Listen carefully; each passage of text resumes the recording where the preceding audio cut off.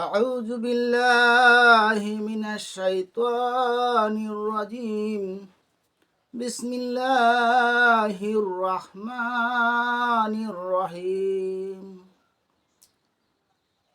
প্রিয় মুসলিম দিনী ভাই বোনেরা, আসসালামু আলাইকুম। আমি পুরুষ মুমিনদের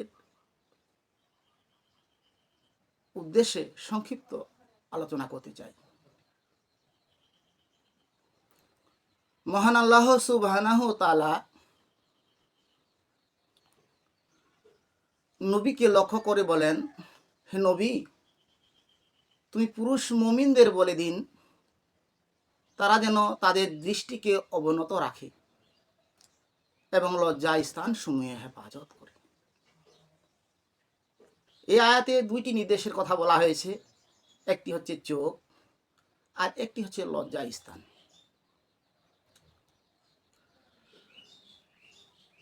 Do not look with interest and women who are not mahram to keep the purity of the eyes.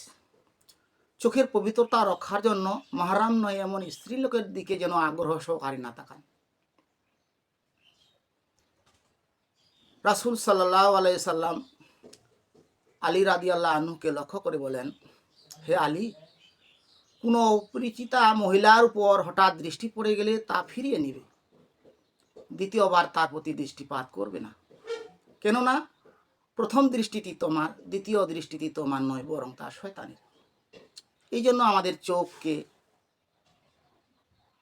হেফাজত করতে হবে, প্রথম নির্দেশ। দ্বিতীয় নির্দেশ হলো, without transmitting sexual desire thought intercourse any women other than one wedded wife alone. একমাত্র নিজের বিবাহিত স্ত্রীর বাহিরে অন্য কোনো মহিলার সাথে দৈহিক মিলনের মাধ্যমে শরীয়ত নিষিদ্ধ কোনো পন্থায় তারা যেন তাদের যৌন লালসাকে পূরণ না করে। অর্থাৎ নিজের স্ত্রীর বাইরে অন্য কোনো মহিলার সাথে কোনো মিলামিশা করা যাবে না।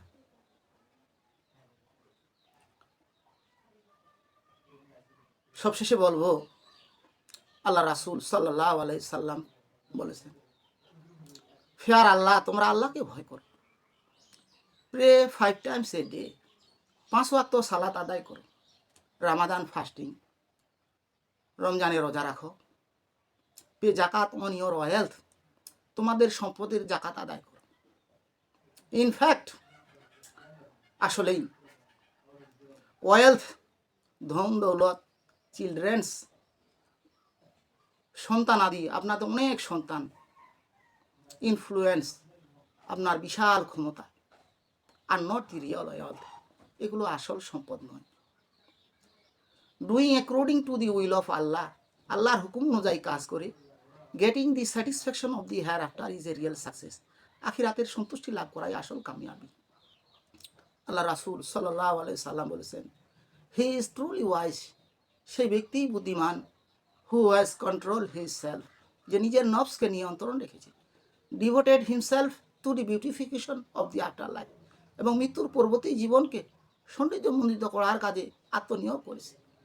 Foolish and abject is the person who surrenders himself to self, নির্বোধ অক্ষম হলো সেই ব্যক্তি যে নিজেকে নফসের অধীনে ছেড়ে দিয়েছে। And to Allah expecting mercy necessarily, এই ব্যক্তিটি অযথা আল্লাহর কাছে রহমতের আশা করছে।